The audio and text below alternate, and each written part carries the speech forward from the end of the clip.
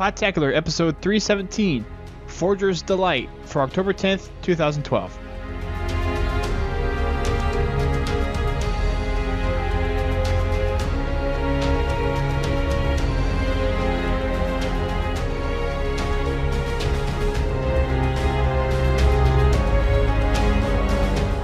Hello everyone, welcome back to Podtacular, the unofficial Halo Universe podcast. I am your host, Duststorm. I'm DaftLink. And I'm CMNeir. Yay! A little slow on the uptake, but he is here. It's been a while. When was the last time you were on here? Was it the Decade shows?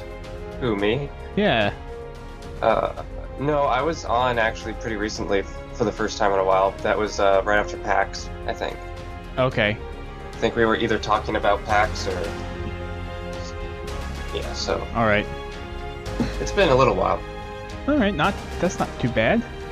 How's life in the land of pre-Halo 4 tricks? I feel like I'm stuck in limbo. Like I'm waiting to come out of sleep, just like John is. Yeah? I'm waiting to be woken up. Wake up, Chris. And that's November 6th. Wake up, CMNeir.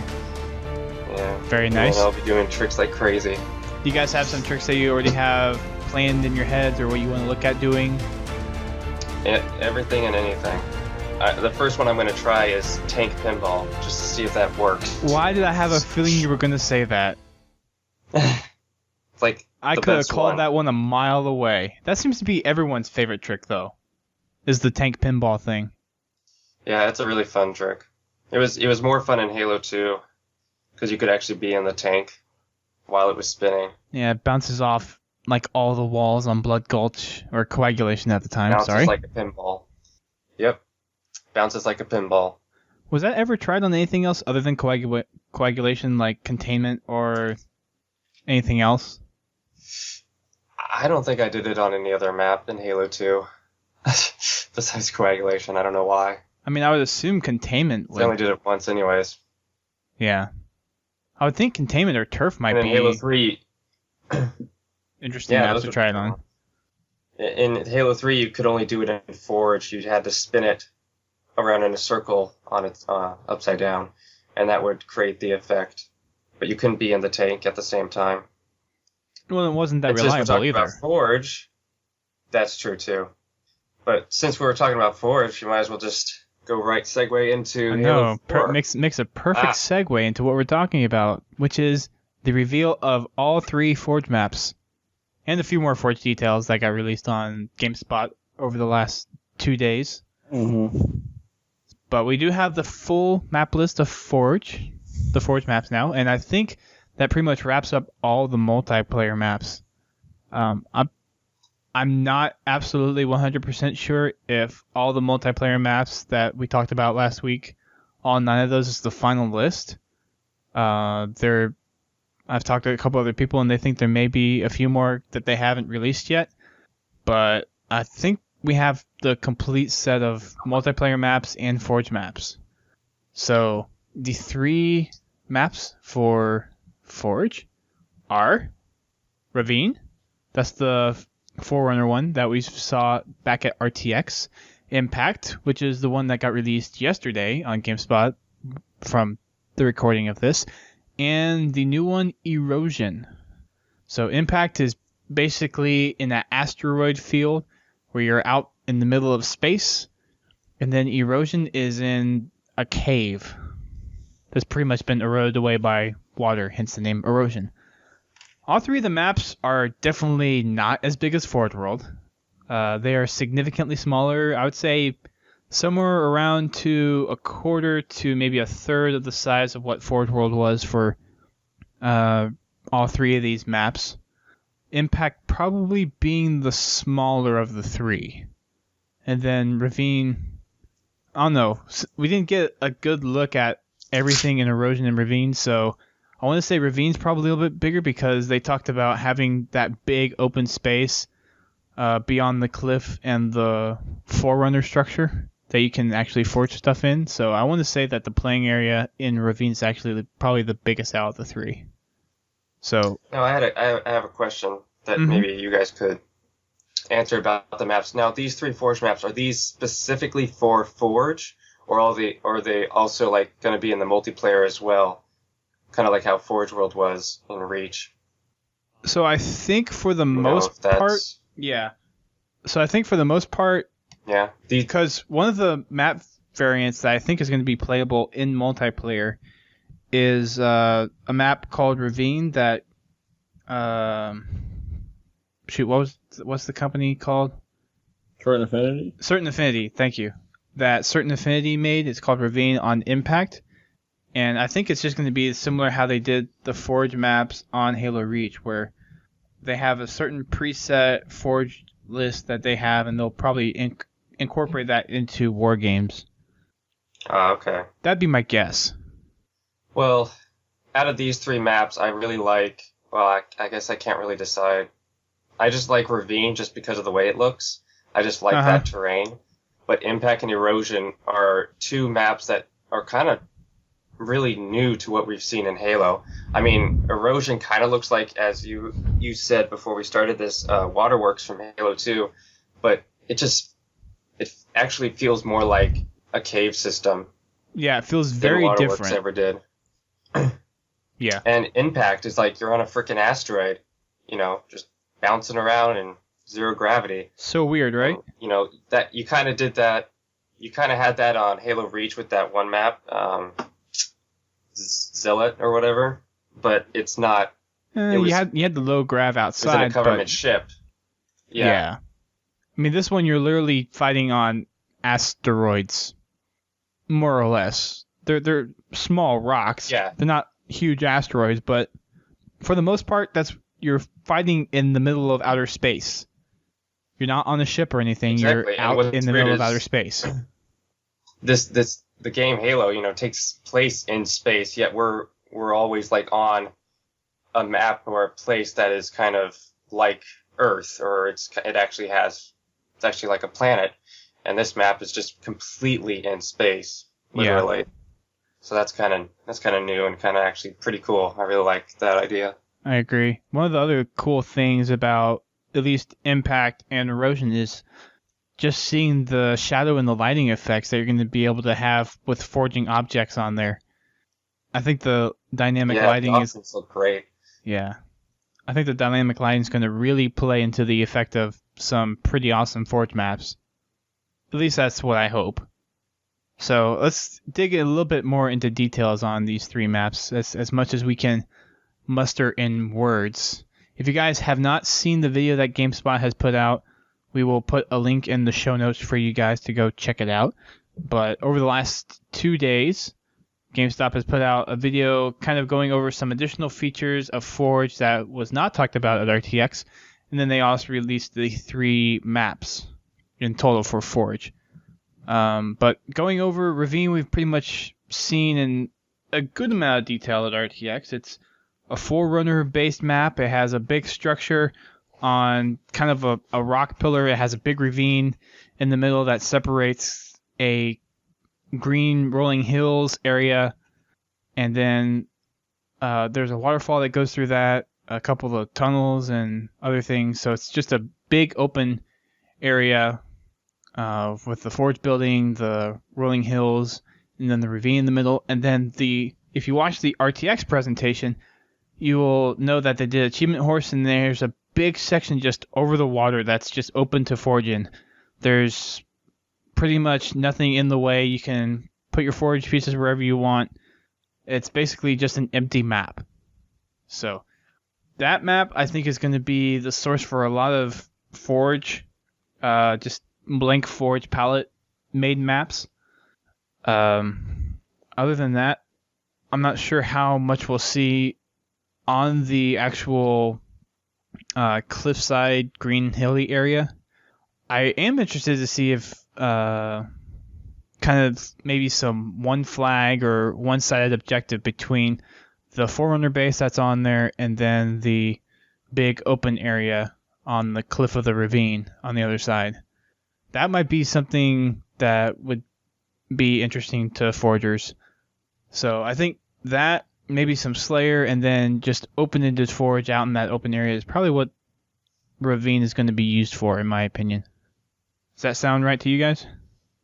Yeah, I just can't help but think of all the machinima possibilities with Forge and just creating your own locations within a game to be used for your own narrative. Yeah, and the nice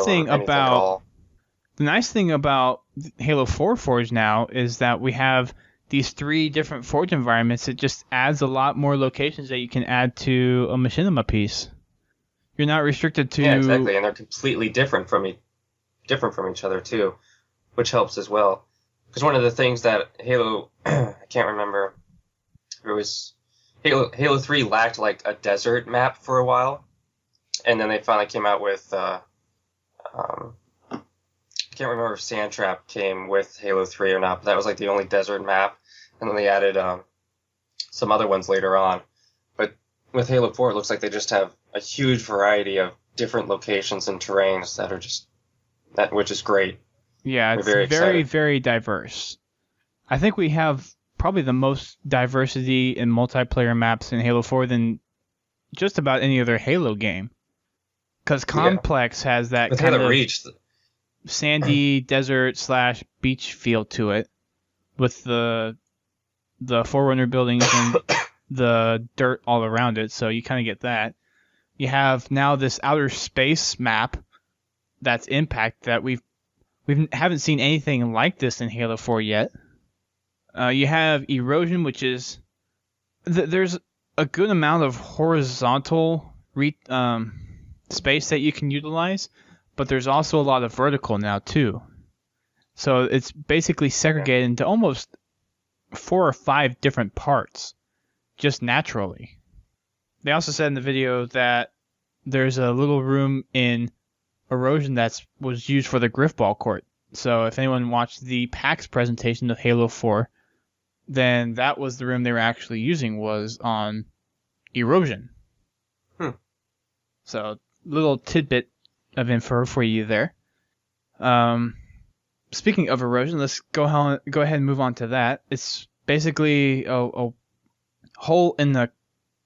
well, not really a cliffside, just a hole in the ground that's been pretty much mined out. There's a big flat area on the surface that has been leveled, and I want to say like metal Forerunner structures have been at least established on the base of the map, and then there's some areas underneath a cliff, and then that cliff leads up to another playable area that we saw flood mode being played on, which is quite big for the most part. Lots of little tunnels and bridges and stuff, and with the Forge palette you can probably make some pretty interesting buildings on that as well. Then you have the Griffball Court, and then you have this big area above that cliffside that you can probably build some stuff up there as well. Just a matter of how high it actually goes. Other than that, it's kind of hard to describe. There's some stalactites and stalagmites everywhere from water erosion. There's pillars of limestone that kind of are scattered throughout the map, mostly on the edges of the cliff, going from the ceiling down to the cliff and then from the cliff down to the floor. So those are kind of add some interesting architecture to the maps. Other than that, I can't really explain it any better. Can you guys think of any other details I left out to add to that? Not that I can think of. All right. Oh, I just want it to be November. I know, right? November 6th can't so come many any things are faster. being released. As of this recording, it's about 27 days away. So I cannot wait till November 6th. Well, actually, November 2nd, because I'll be at Dallas, and there will be Halo 4 at MLG Dallas. So I can't wait till November 2nd either. So the last map that we haven't quite talked about in detail yet is Impact. And like we said, it's pretty much on 2 different asteroids, or that's the ones that we've seen them use architecture on. There's a ring of asteroids that actually surrounds the playable area, and the developer said that was basically so you can get your bearings on where you actually are on the map, depending on kind of how the map is forged. So if you... Yeah. So if you look at the custom map that they made on Impact on the first video, which came out Tuesday, it's called Relay. It's a symmetrical map, pretty much meant for 4v4 and free-for-all kind of game types. And it's just put on one of the asteroids, and you can look up and you can see the stars, the sun of the system that you're in, the asteroids kind of floating around the map. And it's just overall a breathtaking view knowing that you're in outer space. Yeah. There is an established base on there already on one of the asteroids, and there's also what looks like mining lights on there. So they've kind of tailored the map to where you're never in a spot where it's absolutely dark, just because that's kind of how outer space is. It's dark. So they put those extra lights in there to kind of help counteract that. So most any forge piece that you put down is not going to completely black out the entire scene that you're going to be in whenever you play. Makes way for a lot of interesting outer space machinima, though. I could see Rooster Teeth using it. Anything in general. I would see Rooster Teeth probably using it in their stuff down the road. At least I would think. Of course. It's just with each game or with each Halo release, there's just more options added, which I know. It's just going to get better and better, though. Consumers or creators something to use to make and create all this great stuff. I can't wait to see all the great Forge maps that are going to be created by the community and posted it's going to be for everyone to see. Now, Daft is away for the moment, but something he did bring up earlier is not really being able to build huge racetrack maps like you could in Halo Reach. So all those big tracks that people would make, they're not going to be as big in Halo 4. But then again, we don't even know if race hasn't been confirmed in Halo 4 yet. I would assume that it would be in there just because it's a popular game type for just about everybody that's played Halo Reach at some point. Yeah, that's my favorite custom. Yeah. And there are some pretty awesome racetrack maps out there. Some of them that you would not believe. It's like, wow, who made this and how much time did it take to make this? Because there are some Forge maps that pretty much go from the Coliseum all the way down to the Valley. And that's pretty much over the whole span of Forge World, which is just crazy. I mean, it must take people days to make that kind of stuff. Yeah. At least I would assume. It's an art, and it's an art. Well, forging of itself is pretty much an Forging. art. Yeah. Yeah, forging is an art. That's what I was saying. So that's the 3 maps that we have for forging. The palette on Ravine, of course, is Forerunner based. The palette on Impact is UNSC based. I don't recall them talking about the palette much on Erosion, but I think that one's probably UNSC based as well. So unfortunately, in this pack of maps, we do not have anything Covenant specific that I saw or am aware of. So that's something at least I was hoping for. I don't know if other people were looking forward to it. Maybe it will be something in a DLC later on, who knows. The video on Tuesday that got released actually was the first one to show off Impact, but it also showed off a few more Forge-specific features that we have as well. A couple of those being the magnets on all the objects are now little orbs on the quote-unquote ends of the objects. So you can kind of line those up and see where the magnets are actually snapping together. So if you have maybe a bridge piece that you're connecting to a base, you can see where those magnet pieces lined up. And for the most part, Certain Affinity put those magnets in places where they think people are going to be using them most. And what we saw from the video of them using it seemed like they're pretty well placed on all of the objects. And I don't think people are going to have much of an issue using them. Of course, you can toggle magnets on and off. So if you have a custom position that you need against something, some kind of object, maybe something just doesn't quite match up, or you're using it for a different purpose, you can always toggle magnets off while you're forging. So it's just one of those handy tools that if you're making a bridge from a doorway or a base or something, it's very convenient to use, basically speeding up the process of forging and just making people that can forge playable maps a lot easier. I wouldn't assume that a lot of the people that do Forge art would use it that much because it's usually very fine-tuned placing of weapons and other like objective spawns and other things like that. But in terms of making gameplay maps, I think this is going to be a very, very useful tool for a lot of people. So another thing that they added, it was just kind of a play off of the player trait zones, is something called gravity volumes. And what these are basically you have low gravity and it affects more than just a player. So it affects vehicles, it affects grenades, anything else that is affected by physics. These gravity volumes take effect to those objects as well, not just the player.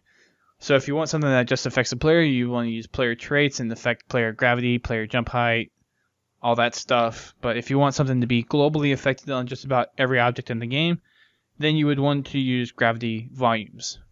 And another addition to that is that there's two types of gravity volumes. One that is visible, so you can make it known to players on the map, and then ones that are invisible. So it's just like a zone out there, and it just has those characteristics without people knowing about it.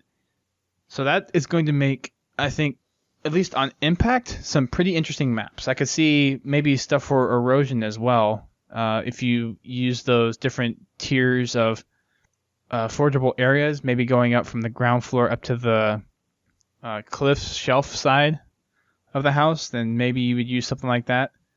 But other than that, I think having the gravity volumes affect more than just the players is actually a pretty cool idea. There is also a delete by palette option, so you can, when you go to delete something, you can delete all human weapons, covenant weapons, vehicles, objective spawns, all that kind of stuff that fits within certain defined traits. And there, of course, there's the option to delete everything. So if you're in the delete palette options, you can also delete everything and start with a clean slate. So instead of having to do something in Halo 3... I can see a bunch of people trolling. Oh, goodness. That would be...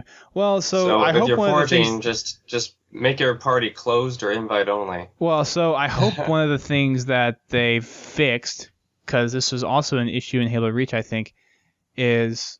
Well, actually, I don't know, but I hope they fixed it. At least it was in Halo 3, that you could go into Forge and one of the options in there was that only host could switch to monitor mode, and that actually didn't work quite right, because it only affected pushing up on the D-pad. You can still go to start and then switch to monitor mode, and they didn't quite account for that. So I'm hoping they fix that for Halo 4. So they can, yeah, that's right. So you can have people kind of come in and at least play on the map while you're forging. And another interesting thing would be if that was fixed, that you could actually have a match going on and then have the host be the monitor and then just drop random stuff. So just give stuff to both teams, or just go around and kind of act passive and then just drop random things. That'd be an interesting thing to do. I was hoping that they would actually do that for Halo 3, but that never turned out to be. Because they talked about dropping a tank for your buddy and then dropping a bubble shield. And I was hoping that being able to do that would actually foster some interesting gameplay or kind of team games. But unfortunately it didn't turn out that way. Maybe it's a little bit more refined for Halo 4 and people will look into that. We'll see what happens. Another pretty cool thing that they went into detail on was the drops, the ordnance drops. So there are 3 types of drops. There are initial drops, there are random drops, and then there are objective drops. So the initial drops are just like you would normally think of. They're at the beginning of the match. It's like your rockets, grenades, all that stuff. You have random drops, which can be just you can set a time interval to them, and then they'll spawn random weapons, or maybe there's an option in there to spawn a certain subset of weapons, or maybe just grenades. They didn't go into details on what exactly you could limit drops to. And then there are objective-based drops. So these take into effect whenever a certain objective is complete. They didn't go into what kind of objectives that there would be supported. There's probably some, like when a flag has been captured, when an oddball has been picked up, or when a bomb has been planted, stuff like that. So we have those 3 types of ordnance drops that we can forge. One of the other things I noticed in the video was that the player trade zones actually have channels connected to them. I'm wondering if those channels can actually be tied to a specific team, or maybe a certain series of events. So say you're wanting to jump from some low place to a high place. Maybe the low gravity takes effect for people just jumping up instead of falling down a certain tube or something like that. Or maybe interesting. Or maybe it's set to one team and not the other. So if, like, take Team Fortress for example, so you have the safe spawn zones. So you could basically say that if a team spawn, like for this team, they can get out because the gravity is lower here, but the other team can't get in because the trait doesn't apply to them. Maybe something like that.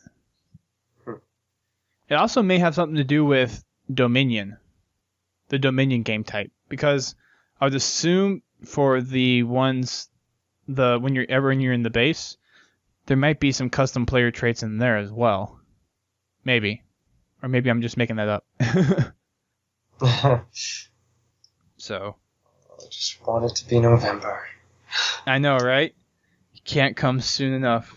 Talking about this, I want to go play it right now, but I only have Reach. I know. I don't want to play Reach. I know. I'm done with Reach. Oh, slight thing I forgot to mention. When you go to delete everything, it will not delete locked objects.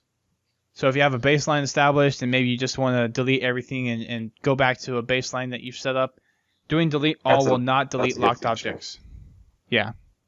So that's nice. That's really nice. That's all the things I really picked up from the video. There were some other things that they talked about that was already revealed at RTX. The duplication, the locking ability, the magnets, the highlighting effects of when you have something selected so you know what you're selecting, all that stuff. We really didn't feel like we needed to go necessarily into that much detail again. But if you're curious, go watch the RTX video. It's up on our YouTube channel.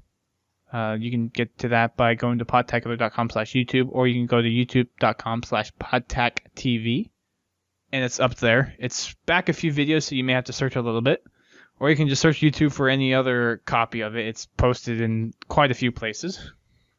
So make sure you check that out, and we will have a video. Well, I'm hoping to record a video tonight on both of these Forge videos, so hopefully it'll be up on our channel for you to watch these as well, with a little analysis by yours truly. Other than that, was there any other Forge stuff that kind of came to mind that you wanted to bring up, or was that pretty much it? I think I covered most of it. I think that covered the most of it. Alrighty. There was another little piece of info that came out about Halo 4.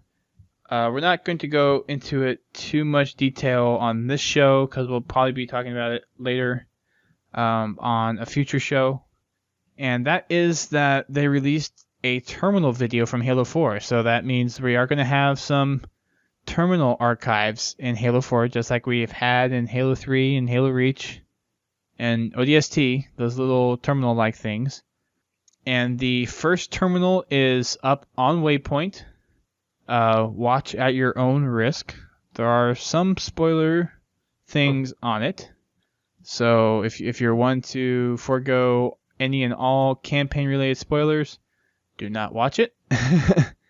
For those who don't care or want to just know everything about Halo before it comes out, you can go check it out on Waypoint right now. We'll put a link in the show notes for that as well. And the first terminal, for anyone that's interested, is called Jul Mdama.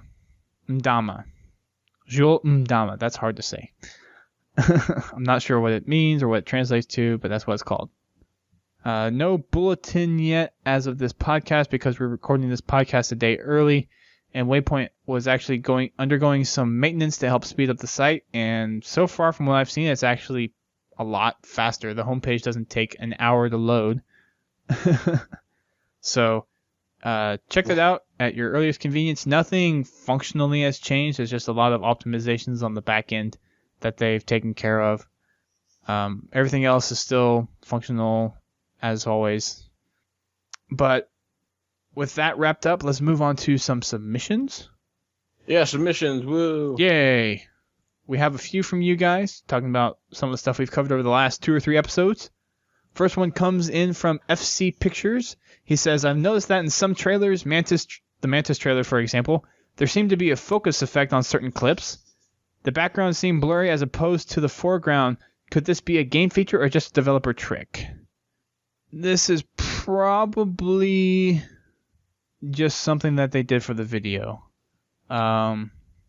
Unless I know exactly what you're talking about. I know for the first kind of opening scenes where they basically showcased Ragnarok, that's definitely effects done in post. That's not part of the theater for Halo 4.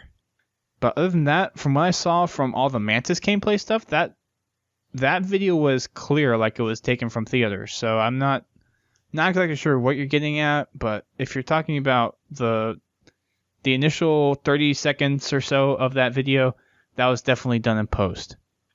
So, who wants to take the next one? I'll do it. Do it. Okay. Bioman998 says, aside from the Flood assassination, am I the only one who thinks that it would be nice to have a medal for meleeing a zombie to death? In Reach, I find that to be pretty hard, but I have succeeded in at least one game with the human melee as my tool of destruction. Anyway, I just thought to bring that up. Keep on fragging trucks. I don't think it's a bad idea.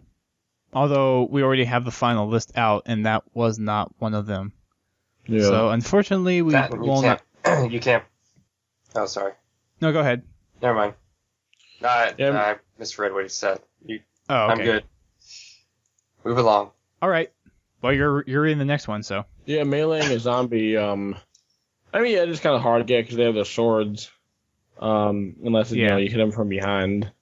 I don't think it's medal worthy. I think it's like a little impressive, but I don't know if it's totally medal worthy. I would say maybe if you assassinate one, yeah, that would deserve a medal.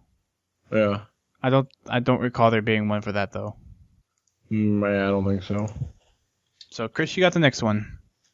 The next one is from RJ Diaz. Yes. Hey, Podtacular, Halo 4 is shaping up to be one of the best Halos in my opinion, but I don't really like most of the armor sets. So I was wondering if it's possible to include new armor sets in the future map packs. I, for one, don't think. Well, even if it was I don't think it's possible because they've never done it before, and you'd think they would at this point. So yeah. I don't know if that's going to be. So the reasoning that they've had in the past for not being able to include new armor sets is because they would have to. The armor sets are written into the map code, so that means they would have to redistribute every single map. And that's just an additional 8 gigs that you have to download every time they add a new armor set. And you wouldn't be able to, like if you took your box to a LAN party and if it wasn't on the correct version, you wouldn't be able to play with anyone that didn't have the same version of the map as you did, which is just a hassle. And also look at how many different armor variants there already are. I mean, there is a bunch. Yeah, I think someone did. There's a lot more in Halo 4. Yeah, someone did a count somewhere, and there are quite a few. I think there's 34 different armor classes, and then those include like different helmets, shoulders, chest piece. So there's definitely a lot of armor in there. The specializations armor I'm not really particularly fond of, but the ones that are in the base build of the game look pretty good. I'll say that. I'll probably still rock the Mark 6 helmet. Sorry, what were you saying? Yeah, probably me too. Because I remember back in the day in Halo 2 when all you could change was your colors. I know, right? A long way since then. Oh, yeah, and that was even more limited in Halo CE. That you could only change colors. At least in Halo 2 you could change emblems and secondary colors. Yeah. Yeah, look at all the colors, guys. Look at all the colors. Halo 4 is shaping up to be a very, very good game. Indeed it is. Halo 4 is really looking double plus good. So, Dutybound writes in our next one. He says, "What's up, guys? So, as I recall, I believe that in the book The Flood, I remember reading about Chief coming out of cryo, and the book was talking about how normally people would go into cryo naked, and that the Chief would have freezer burns because he has his suit on. It's funny how it's in the books like that, but in the games and videos, everyone has clothes, and the issue of freezer burn isn't addressed. Oh, except for the Forward Unto Dawn, it's definitely there. P.S. I finally beat Dusty in speed, as I would... I said I would do it, and I have. I don't care how lagged the game was. It was lagged for everyone, so it was fair, and I didn't cheat this time either. So, yes, he did beat me. I did not come in first, second, or third over this weekend, this weekend playing speed. So, I have been beaten before. I got beat this time. I will probably be beaten again. But the game was still laggy, very, very laggy. So. Yeah. Are you even gonna be able to like have room to remake speed in Halo 4? Like, Ravine will definitely have room for it. You sure it's good? I mean, yes.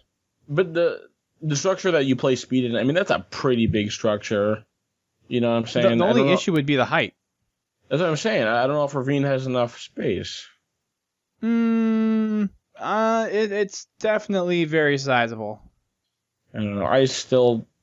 Well, I guess I didn't mention this before. I'm very much of the opinion that these Forge maps are cool, but they're not big enough. They're not nearly as big as Forge World, which was gigantic. We need a gigantic map like that in the game. Like, I want a giant racetrack. I don't think we need one that big. Yeah, we do. People like giant racetracks. We need giant racetracks in the game. But rarely was the entire map used. But when it was awesome. Yes, a racetrack. I don't know. Those maps for me got old pretty quickly. That's you. The majority of the map tracks I've downloaded only take up the space around Pinnacle, and that's it. And that fits well within the size of Ravine. Can I order takeout? Can I get a Hi, Chris. Deluxe enchilada grande? Keep this in the podcast. Shredded beef.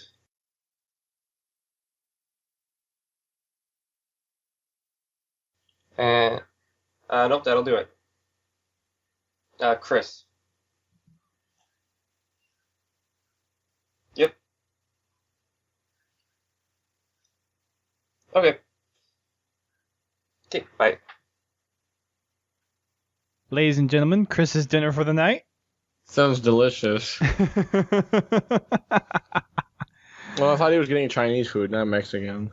It sounds like he changed his mind. No. All right. So what I was saying was about Forge World. No, hang on. Was, I just don't know if we have the size in Ravine to make a structure as big as the structure in Speed. Is my concern. I'm sure it is. I hope so. You have that big open area that's outside the cliff area in the ravine. Yeah. And it's pretty tall up and down. I know, but that'd be my only concern is how high can you actually go. Keep in mind that structure on Speed. It's pretty tall and big. It is. I would say there is some room to shrink it down a little bit, but having it that tall, it's probably nice. But I'm assuming people can remake it in there. You know what they're gonna do now? Watch everyone complain that these 3 Forge maps really don't have enough space when everyone's actually playing on them, and then watch them put in like the first DLC pack, like a giant like Forge World-esque map that will make the DLC sell like hotcakes. People are going to be perfectly content with these Forge maps. No, they won't. No, they will. Because it's not big enough. No, listen, because people are so used to... No, they're plenty big. People are so used to Forge World, though. This is going to seem so small compared to Forge World. A very few amount of people use the entire Forge space for that. But very few people. But even if they didn't use the whole map, they were used to having it at their disposal. People are going to be fine. People are going to be fine. But they liked the wiggle room of the map. No, people will be fine. It's going to be all right. No, but it's a money-making thing. The giant Forge World that everybody wants, they'll put it in one of the DLCs. People want varied palettes more than they want a big Forge World. I want a big Forge World. Then you are in the minority. No. To answer Duty Bound's question about freezer burns. All the Spartans, for the most part, they go into cryo in their suits. The suits, the freezer burn is a lot worse when they're in their suits, but they're Spartans. They can take it, and their suits actually have stuff that help kind of take care of that a lot quicker than having just normal people go into them and take care of that. You want to take the next one? Sure. Let me pull it up. Wait, is this Spartan LZ I'm taking, or is it the next guy? Yeah, Spartan LZ. Okay. Have you guys considered offering your Podtacular podcast on SoundCloud?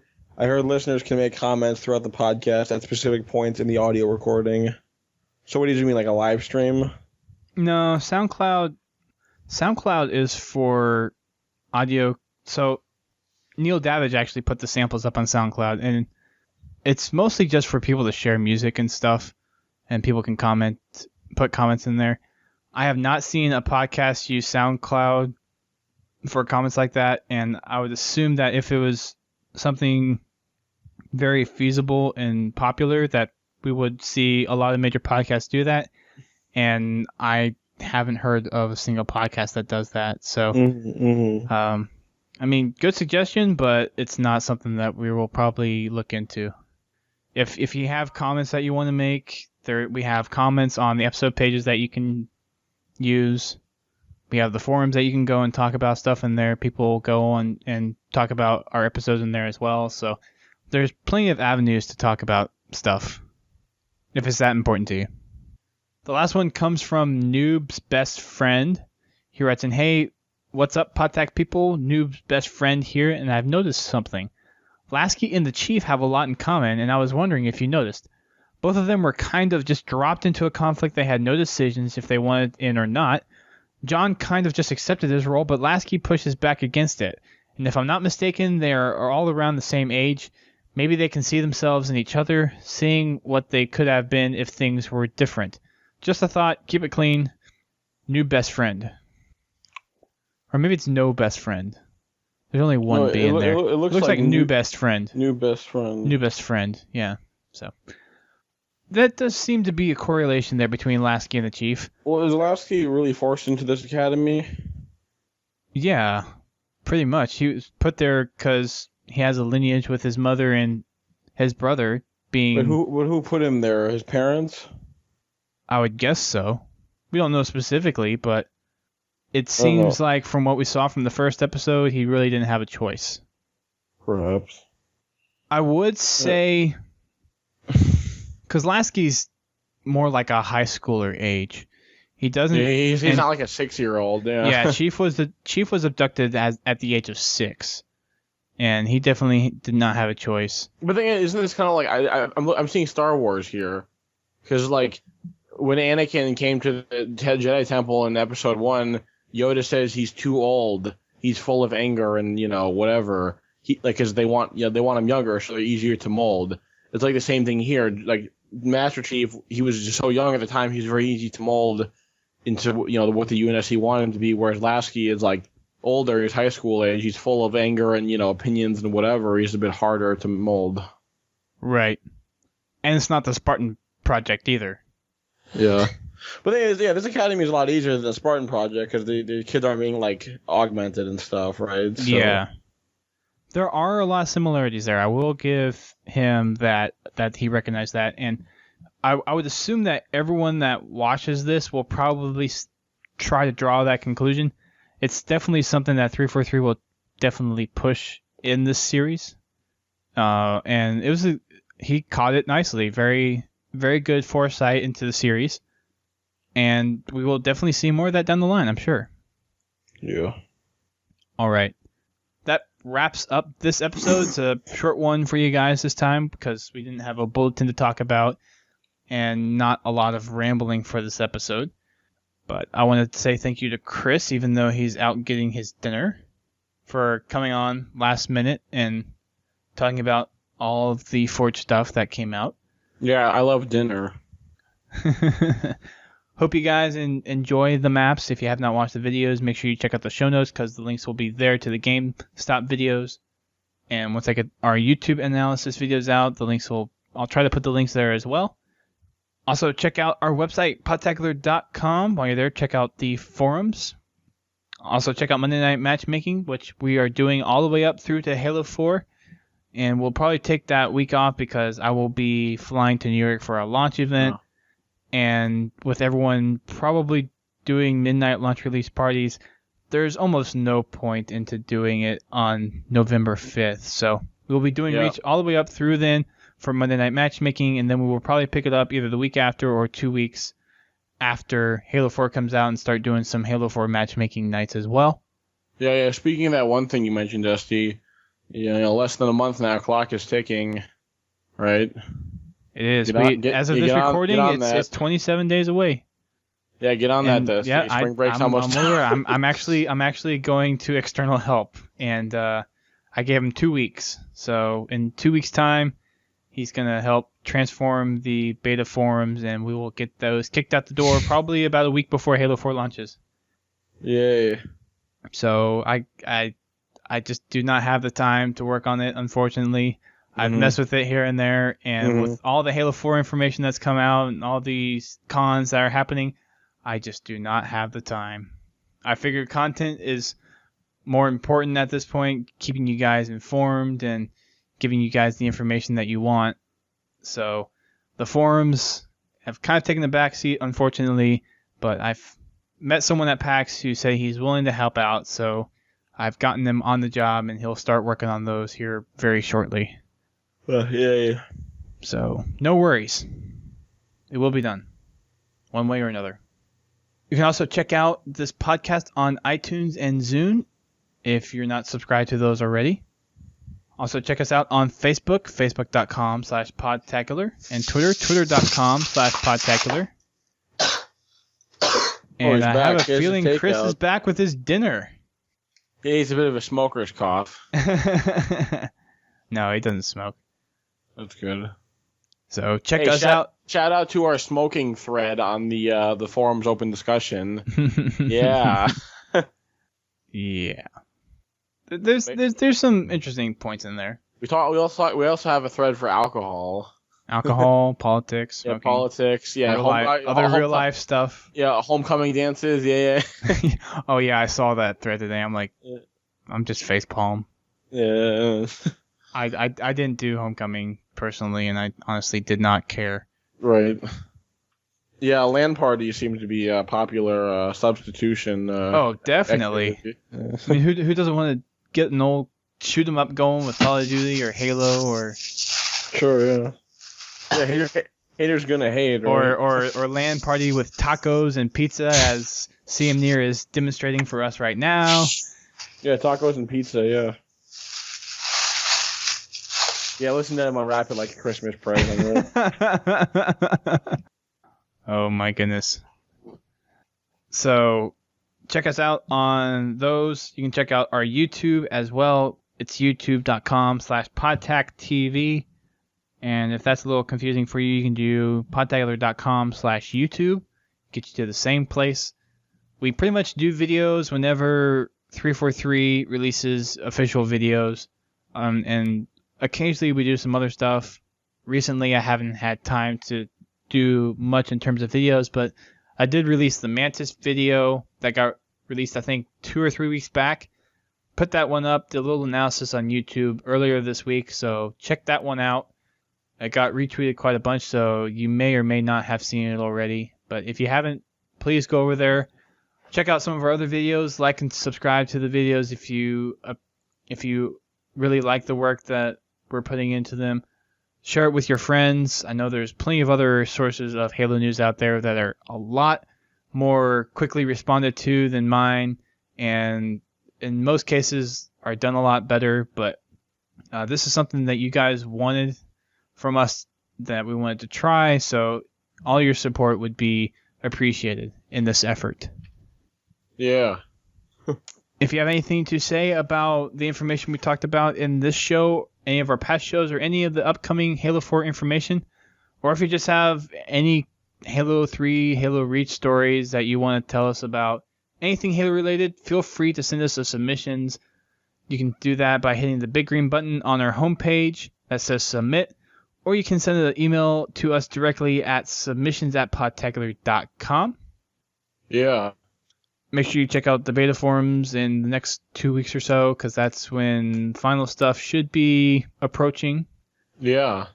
I'm really hoping that the guy I have on the job can pull some tricks out of his hat. I know he's done some pretty good work before, and he's volunteered his time to help, so I'm hoping that you guys will really enjoy the stuff that he's going to be putting onto the site. And he will probably be joining us for a show after Halo 4 comes out, to just kind of as a thank you to him for doing this for us. And when the time comes, I'll reveal who he is so you guys can say thank you to him on Twitter as well. He's probably snoozing off on the So I just realized I had my mic on the entire time. Yep, we heard you order. So you guys heard me. I ordered an enchilada. I didn't know you guys would hear that. We heard. I thought I muted my mic. Nope. So I'm sorry that was in the podcast. Oh, we're keeping it in. Thought I muted my. Oh gosh. When I was about to leave, I was wondering what you guys were talking about. Like, keep it in. I was like, keep what in? It's like, my mic's muted, so they can't hear me ordering. Right? No, we heard your order loud and clear. We were talking about taco and pizza nights at LAN parties being much better than going to homecoming. So. Oh, yeah. Oh, yes. Did you have anything else that you wanted to add before we wrap up? This Mexican food better be good. That's all I gotta add. Alrighty. Well, thank you guys for listening. Make sure you tune in later for more delicious episodes. The one for Forward Unto Dawn this week will probably be a little later than it was last week, because I will actually be traveling to New York for New York Comic Con on Friday.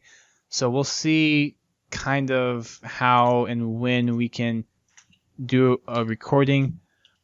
We actually pulled some information from a follower on Twitter that actually kind of reached out to me, and he's actually going to be at New York Comic Con as well. Why am I forgetting his website? He's Halo 4 fan follower, something like that. I am butchering his name. I am so sorry, dude. But Halo 4 follower? Yeah, I think that may be him. No, got it. Halo Fan for Life. That's the guy. So he's actually going to be at New York Comic Con, and we actually took some stuff from his website, some analysis stuff that he did. So we may actually just do the recording there, do a short 30-minute recording, similar like we did last week, and talk about the episode in detail. I did hear back from Jess, and the episodes actually get released at 3 a.m. on Friday morning, 3 a.m. Pacific time. So that's 6 a.m. East Coast. So if you're up that early, you can check out Forward Unto Dawn bright and early. Other than that, check them out whenever you get home from work, if you do that, or maybe school if you have school. And we will be doing the show at some point for it. Yeah. Cool. Indeed. How's your enchilada? It's pretty tasty. Pretty tasty, huh? Very nice. Where'd you get it from? Yeah, it's really good. Across the street. Lazy. But still very nice. At least you went out and got something. Yeah, I walked across the street. Right. So, very nice. If you are going to be at New York Comic Con, make sure you hit me up. I will be roaming the halls. I am pretty hard to miss. I will be wearing a Podtacular shirt, and I am probably one of the tallest guys there. Chris can attest to that. Ain't that the truth? Alright. Thanks guys for listening, and we will see you guys next time. See ya. Adios.